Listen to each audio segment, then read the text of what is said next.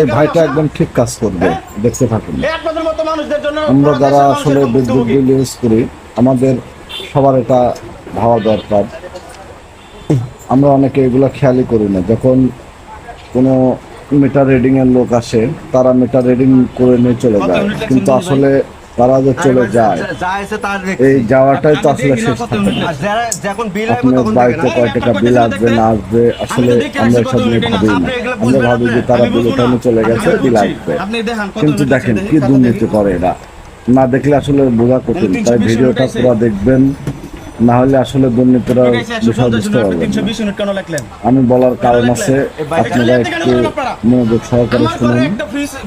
এই ভাইটা আসলে কি বলতেছে, এটা আমার একার বিষয় না, এটা সবার জন্য বলতেছে।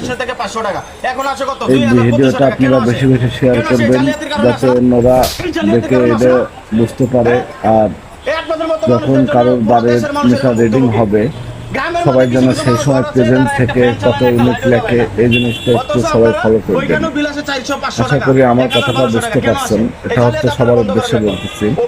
তাহলে আপনার বাসা ভাড়া যেটা বিল আসে, আপনি অ্যাকুরেট বুঝতে পারবেন যে আপনি আসলে কয় টাকা বিল আসলো। আপনি ইউনিটটা লিখে রাখবেন।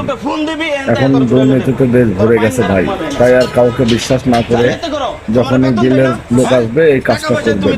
ধন্যবাদ সবাই।